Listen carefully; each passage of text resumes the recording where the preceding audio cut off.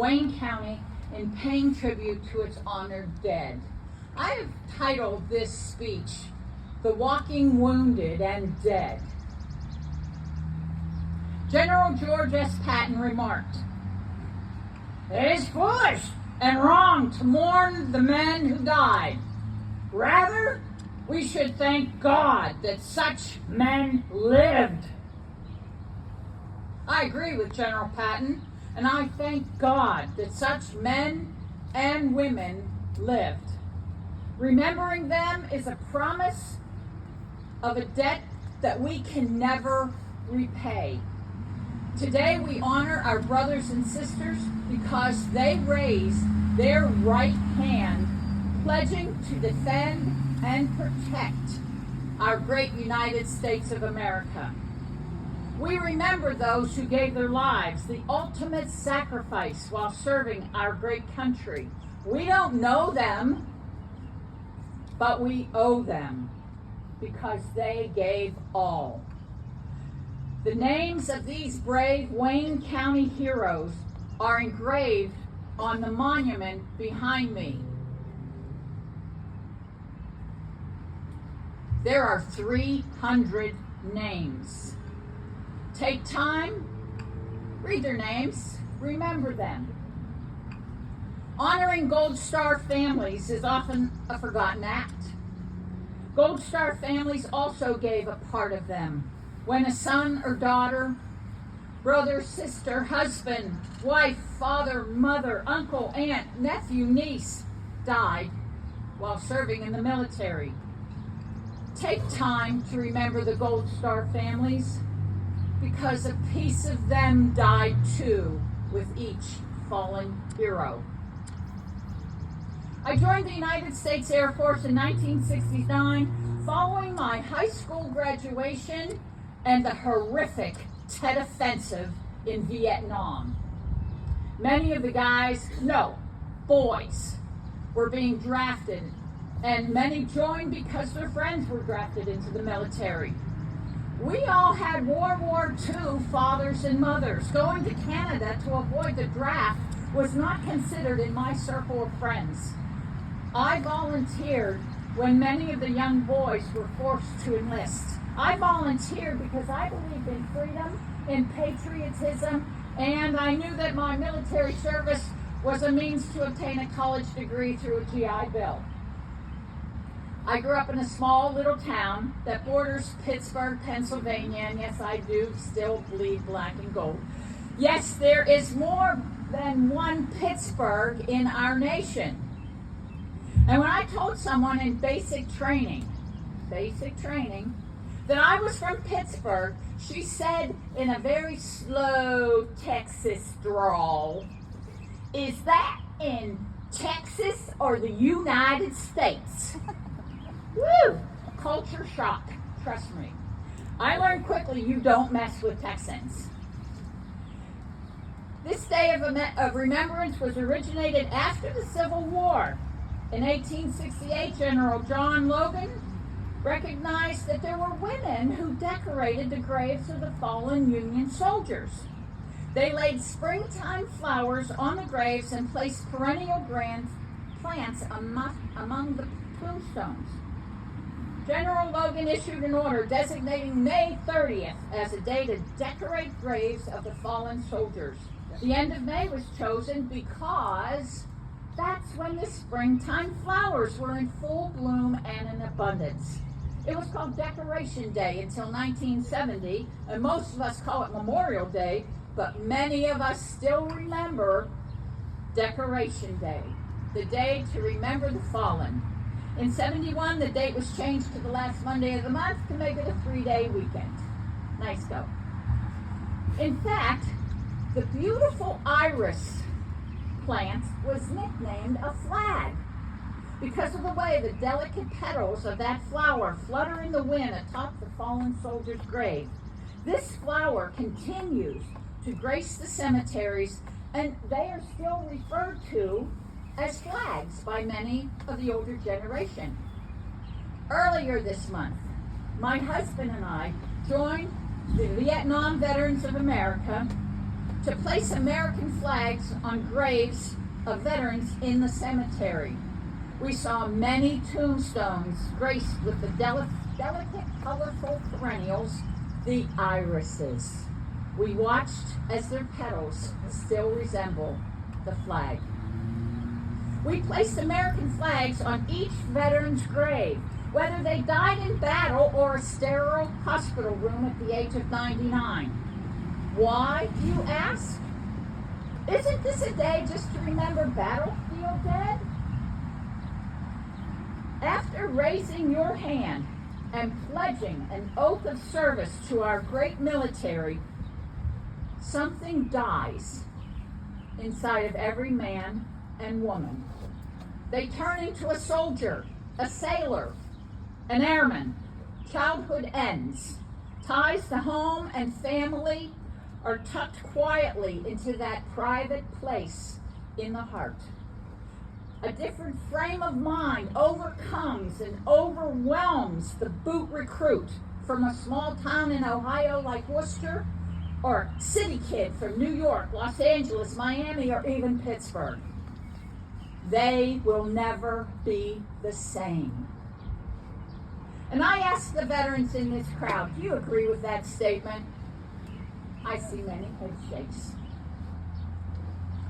You veterans will also receive a flag on your tombstone on Memorial Day because you were willing to make the ultimate sacrifice if necessary, and I thank God it wasn't necessary, and your name is not behind me. James Theodore Nichols was born in eastern Pennsylvania in 1869.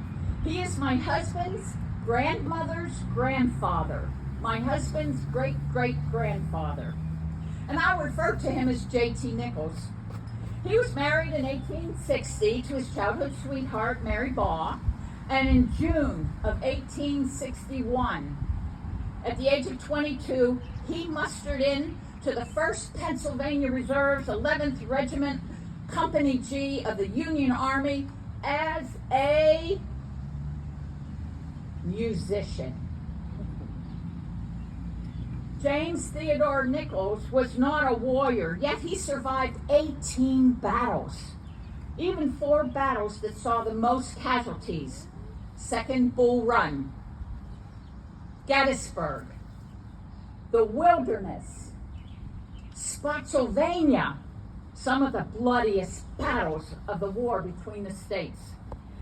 He was injured during Pickett's charge at Gettysburg, but he survived the war. Musicians, during the war, were a main source of communication for the soldiers. There were no walkie-talkies, no microphones in your helmets. There weren't even bullhorns in those days. The sounds of musical instruments and their songs and the cadences were often the only means of communication within the troops.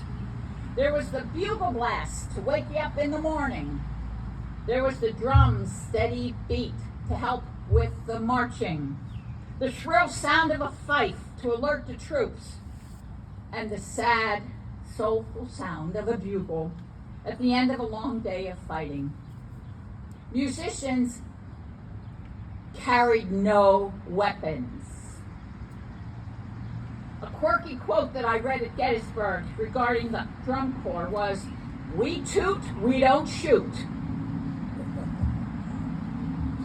Cadences were used to direct the soldiers when to begin and when to retreat from battle.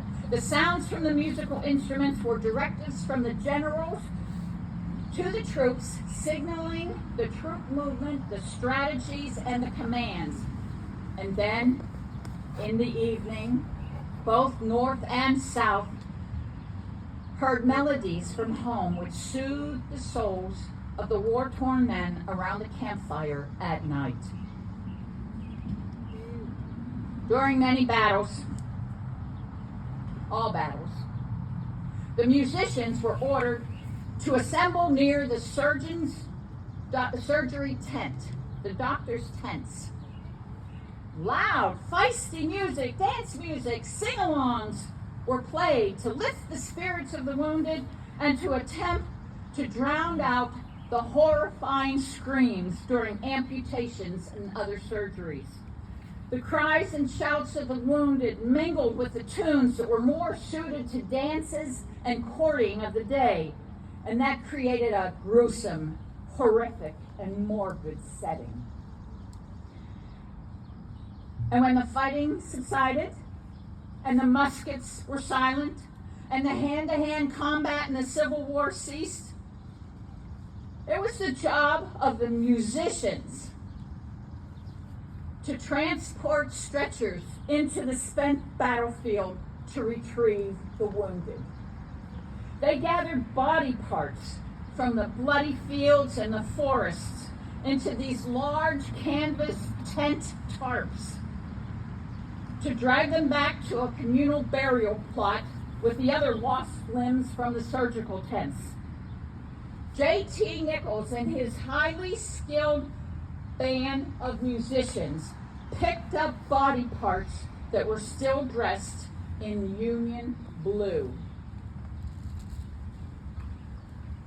In 1864, after the horrific experiences of battle and after battle, J.T. spent 30 years working in an ironworks factory in southeastern Pennsylvania, producing railroad rails, building trusses and bridges. He and Mary had one son.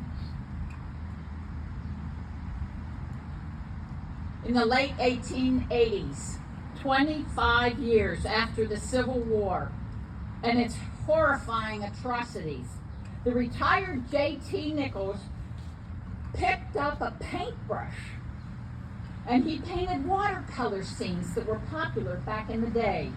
He painted still life with fruit and flowers and pastoral scene. And he also recalled the days of his Civil War time, not the nightmares that he witnessed or the experiences that still haunted his ever-waking moment, but camp scenes, beautiful scenery filled with trees and hills, and one lonely sentry.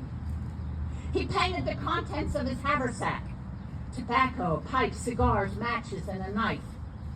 His paintings were his way of dealing with the demons left by the savagery and the inhumanity of war. The artwork of J.T. Nichols was a result of what they called at the time a soldier's heart. They called it nostalgia. They called it an irritable heart. World War I, they called it shell shock, war neurosis.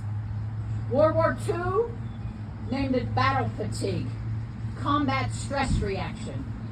Today, we call it post-traumatic stress syndrome. And JT suffered and hid his horror for 25 years. His paintings are a testament to his artistic talent, his resiliency, and his survival. These paintings are family treasures today. He died in 1902. How many graves in this cemetery and the cemeteries around the world are filled with those who survived the war but lost the battles to the memories that changed their lives? Some commit suicide, and that number of 22 a day is actually a low estimate. Some die of alcoholism or drug overdose. Some fall victim to injuries or exposure to toxic substances from their time in the military. Yet, some die just grateful to have served. Today, we remember those who gave their lives during their time in service, especially the Ohio Air National Guardmen, Captain Seth Koval, Captain Curtis Angst, and Master Sergeant Tyler Simmons, who lost their lives in a refueling crash during the current conflict in Iran. We also remember those who don't speak of those times. and that are dying every day. They too will eventually receive a flag near their tombstone. The smell of Vietnam. The feel of Middle Eastern sand in every crevice of their body. The sight of inhumanities experienced by themselves and others. The sound of freedom, be it a Huey and Nam, a naval ship cutting through foreign waters, or even a new space shuttle firing into the atmosphere. The taste of freedom. Memories become a part of every veteran, whether they engaged in battle, collected Union body parts, repaired military equipment, made official decisions, or sat at a desk moving paperwork to the next division. Very few people can relate to those who need to be remembered on Memorial Day. It is not to remember living veterans, but the dead. Memorial Day is not a day to celebrate, but to remember. On this Memorial Day, our hearts should swell with thankfulness and pride as we reflect on Wayne County's and our nation's enduring heritage of liberty. We do not mourn these patriots. We are grateful that they lived. Thank you.